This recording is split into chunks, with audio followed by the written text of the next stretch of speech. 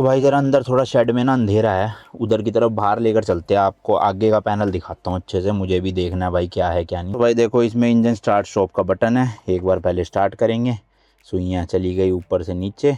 Automatic गाड़ी है भाई, ये देखो सिर्फ ब्रेक और रेस है, तो ब्रेक दबा के इसको करेंगे स्टार्ट। चलो भाई गाड़ी तो हो चुकी है अपनी चालू, टी टी बज रही है। और भाई गियर लगाने के लिए, क्योंकि मर्सिडीज स्प्रिंटर है मैंने बताया, तो गियर ना यहाँ नहीं होते हैं, तो ऑटोमेटिक गाड़ी, बट डी और पी और आर पे तो लगानी पड़ेगी ना, तो यहाँ पे है देखो देखो इस तरह का गियर बॉक्स है। तो ब्रेक मैंने दबा रखी है, अब एक बार इसको सिर्फ नीचे कर दूंगा तो ये डी पे आ गई है, देखो लिखा आ गया ना डी।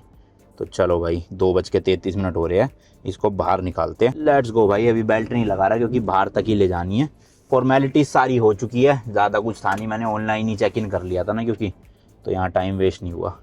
भाई पहली बार एक तो इतनी बड़ी गाड़ी चला रहा हूँ, तो थोड़ा सा भी 1-1.5 घंटा ना आराम आराम से चलाऊँगा, और दिन दिन में ही चलाने की कोशिश करूँगा आज, ताकि हाथ अच्छे से बैठ जाए। ओए होए होए कचर कचर की आवाज़ें आ रही है चारों तरफ से भाई, कुछ कुछ बज रहा है। अब यहाँ लगा सकते हैं क्या थोड़ी देर के लिए, क्योंकि भाई अंदर रोशनी नहीं आ रही थी, इसलिए मैं बाहर लेकर आया हूँ ताकि आराम से दिखा सकूं बाहर। एक तो है भाई इतनी चीज़ें ना दिमाग में चले जा रहा है कि कुछ रह तो नहीं गया, खुला तो नहीं छूट गया। रेस तो सही ले रही है भाई, मेरे को लगा था इतनी पावर नहीं होएगी, बट ठीक है। तो भाई बेल्ट लगानी ही पड़ेगी क्योंकि आसपास तो मुझे पार्किंग का सीन लग नहीं रहा, तो इसलिए कहीं पे जगह मिलेगी वहीं रोकूंगा। चलो भाई अपनी बस चल चुकी है, काफ़ी बड़ी सी। बस ये मेन है, इसके कट वट में थोड़ा सा ध्यान देना है, क्योंकि पीछे से लंबी है ना, तो और अपने को गाड़ियों की आदत है तो हम छोटे रेडियस में ही कट मार लेते हैं। भाई इसमें नहीं है वो सीन, तो अपना थोड़ा सा इसको लंबा काटना पड़ा करेगा। तो ये देखो एकदम से नहीं काट सकते, और पीछे भी पूरी नज़र रखनी पड़ती है। अब मेनली तो देखो मैं इसको बड़ी ज़्यादा चौड़ी, जो मतलब कम चौड़ी रोडों पे ले जाऊंगा ही नहीं, थोड़ा मेन मेन रोडों पे ही रखेंगे, सिटी के अंदर घुसाने की कम ही कोशिश करूँगा।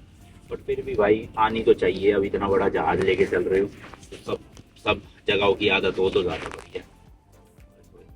चलाने में स्मूथ है भाई, नो डाउट। भाई चलाने में तो बिल्कुल अलग गाड़ी जैसी रही है, बिल्कुल सॉफ्ट स्टीयरिंग व्हील है, और ऐसे मतलब प्रॉपर जो लोग एसयूवी चलाते हैं फॉर्च्यूनर या स्कॉर्पियन जैसी, तो उनको बिल्कुल फील तो वही आने वाली है। बस मेन खतरा वही, जैसे कि मैंने बताया ना, पीछे वाले चीज़ का है खतरा, कि पीछे जो अपना इतना बड़ा ट्रेलर सा लेके डोल रहे हम, उसको कैसे संभाल के चलाया जाए।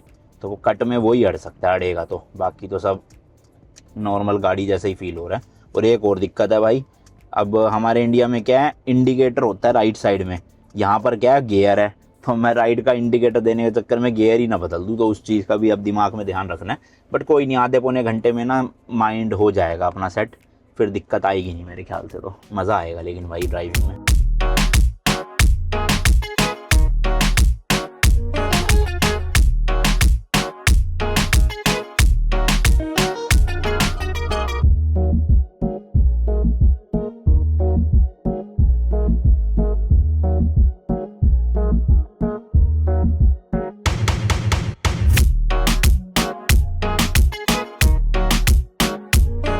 भाई जैसे तैसे लगाई दी, एक साथ ना 2 गाड़ियां निकल के चली गई, तो इसलिए मैं लगा पाया, वरना एक गाड़ी की स्पेस में तो भाई लगाना बहुत मुश्किल है, ये इतनी चौड़ी है, 2 पार्किंग तो खाई जाती है, चाहे लंबाई में ले लो चाहे चौड़ाई में ले लो।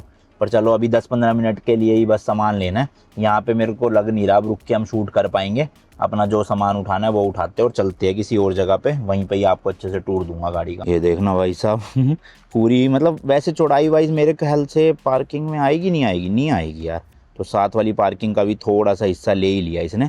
लंबाई के हिसाब से ठीक है भाई, रोड ब्लॉक नहीं हुई, देखो रोड से उधर उधर है, गाड़ियाँ निकल जाएगी आराम से। तो भाई पार्किंग की समस्या है बस इन आरवीज़ की ना। खैर कोई नहीं, चलो अब तो हमें सिटी से बाहर ही निकलना है, तो ऐसा दिक्कत आनी नहीं चाहिए। सामान ले लेते सारा, तो ये सब सामान बचा था, aluminium foil, tissue paper, garbage bag, हल्दी और एक रूम फ्रेशनर आरवी के लिए। चलो बिलिंग करवाए। संडे है ना आज भाई, इसलिए लोग इतनी ग्रोसरी शॉपिंग करने आ रहे होंगे, छुट्टी का दिन है, तो यहाँ पे ये फूड ट्रक लगा हुआ है। मैंने तो छोले भटूरे ले लिए, क्योंकि अब कुकिंग तो भाई कैंप साइड जाके ही करेंगे, और रोटरुआ जाना है यहाँ से, लगभग 1.5 घंटा लग जाएगा, शायद 1.5 या 2 घंटा। तो मैंने कहा खा के ही जाते हैं, क्योंकि सुबह से कुछ भी नहीं खाया हुआ, भागम दौड़ में लगे हुए थे। पहले गाड़ी वापस करी, फिर कैंपर वैन ली, सारी चीज़ें समझी, अभी भी शूट करना है, वो यहाँ तो नहीं हो सकता। देखता हूँ भाई, रोटरुआ में पहुँच के आपको अच्छे से टूर दे दूंगा एक बार। तो भाई अभी पीछे वाले जो भी एमेनिटीज़ है गाड़ी के अंदर क्या क्या है, वो टूर आपको मैं अगली वीडियो में दिखाऊंगा, इसमें नहीं। आप सिर्फ अभी आगे का देख लो पैनल फटाफट, क्योंकि निकलना पड़ेगा, काफ़ी देर से खड़े हम। सबसे पहले तो भाई देखो पुश स्टार्ट बटन है, इसको दबा देते हैं और इंजन भी स्टार्ट कर ही लेते हैं ब्रेक दबा के। चलो जी, इंजन स्टार्ट हो चुका है। मर्सिडीज़ का भाई बीच में लोगो दे रखा है। क्रूज़ कंट्रोल का ये पूरा पैनल है, स्क्रीन का पैनल है और ये मीडिया कंट्रोल्स है। अब स्क्रीन के पैनल पे जाए तो टोटल भाई ये गाड़ी 1,49,611 किलोमीटर चली हुई है। और कुछ इम्पोर्टेंट चीज़ दिखाऊं तो ये आज का है, 16 किलोमीटर चला चुका हूँ मैं। और ये है रीसेट करा है मैंने अभी थोड़ी देर पहले ही, तो जब हम गाड़ी वापस देंगे उस दिन देखेंगे पूरे न्यूजीलैंड में कितने किलोमीटर की रोड ट्रिप करी है हमने। तो अभी 1 ही किलोमीटर हुआ है, पर 1 नहीं, वो 16 + 1 आप मान लो 17 किलोमीटर लगभग, 16 ही हो गया, हाँ 17 भी नहीं। और ये स्पीडोमीटर हो गया इसका। फ्यूल भाई इन्होंने फुल करके दिया है, फुल ही हमें वापस देना है। अच्छा डीजल गाड़ी है ये, पेट्रोल नहीं है, तो डीजल डलेगा इसमें। बाकी गियर नोब मैंने आपको दिखाई दिया था भाई, ये राइट साइड में है। एक बार नीचे करोगे तो डी पे लग जाएगा, ऊपर करोगे तो रिवर्स पे, और ये बटन दबा दोगे साइड वाला तो पार्किंग में चला जाएगा। बाकी इधर की तरफ इंडिकेटर है, लेफ्ट राइट, और बीच इससे होता है वाइपर चालू। अभी तो साफ है, विंडशील्ड करने की जरूरत नहीं। अच्छा यहाँ पर ना एक शीशा दे रखा है भाई, जिसमें कैमरा लगा हुआ है पीछे। तो कैमरा मतलब ऐसे डाउन फेसिंग है कि हमें पता चल जाएगा कि हम बैक कर रहे हैं तो पीछे कुछ है तो नहीं। तो ये काफ़ी काम का कैमरा है भाई, लेकिन पीछे का नहीं दिख पाएगा, मतलब गाड़ी के जस्ट पीछे कौन है वो नहीं दिखेगा, वो हमें इन शीशों में से ही देखना पड़ेगा, इससे और उस वाले से, वरना नहीं होता। बाकी भाई गेट पे हमें ORVM कंट्रोल्स मिलते हैं इस तरह से, और दोनों विंडो 1 टच डाउन है 1 टच अप है। कुछ स्पेस मिलता है फ़ोन वोन रखने का। AC वेंट है भाई, यहाँ पे ग्रैब हैंडल है इधर। और ऊपर देखोगे तो भाई यहाँ पे ये था, तो मैंने अभी धूप आ रही थी इधर से, यहाँ लगा दिया। ऐसी उस टाइम उस जगह पे भी है। फिर यहाँ पे कुछ लाइटों वाइटों के भाई अपने को काफ़ी सारे वो मिल जाते हैं, बटन, तो इसको तो क्या ही छेड़ना अभी। और ये स्क्रीन दिखा दी, गोप्रो मैंने माउंट कर दिया है। इसके अलावा भाई डिस्प्ले दे रखी है जिसमें एप्पल कारप्ले और एंड्रॉयड ऑटो चल जाता है। और कनेक्ट कहाँ से होता है, ये जो आप कंपार्टमेंट देख रहे हो इसे खोल के इसमें टाइप सी केबल लगती है, और देखो मैंने अपना सैमसंग कनेक्ट कर रखा है, तो कनेक्ट करके अंदर ही डाल दो इस तरह से। वायरलेस नहीं है, वायर्ड है ये एप्पल कारप्ले। बाकी इधर भाई वॉल्यूम के बटन है, रेडियो वगैरह वगैरह सारा मीडिया कंट्रोल है। यहाँ पे कुछ स्पेस दे रखे, चिल्लड़ विल्लड़ रखने हो अपने। इधर आपको AC के कंट्रोल मिल जाएंगे, जो भाई ज़रूरत ही नहीं है, मतलब ना तो हीटर चलाने की ज़रूरत है ना AC चलाने की, क्योंकि वेदर भाई काफ़ी अच्छा हो रहा है ओवरऑल। और पीछे भी देखोगे आप, हमने ये पर्दे लगा दिए, यानी कि पीछे जो पूरा रहने वाला सेक्शन है ना वो ब्लॉक हो चुका है। तो जब हम रात में सोएंगे इस तरह से पर्दे लग जाएंगे ताकि बाहर से कोई अंदर देख ना सके। ठीक है जी। बाकी यहाँ पे कप होल्डर है, 2 यहाँ पर 2 यहाँ पर, पूरा ये खाली पड़ा एरिया आप देख सकते हो। पीछे जाना हो यहीं से चल के जा सकते हैं। हैंड ब्रेक इसकी यहाँ पे दे रखी है। थोड़ी सी यहाँ पे स्टोरेज स्पेस है अपने, मैंने कैमरे वैमरे मोबाइल वगैरह रख दिए। सेम उस तरफ विंडो खोलने का है, थोड़ा सा स्टोरेज स्पेस है, और बाहर निकलने का रास्ता है।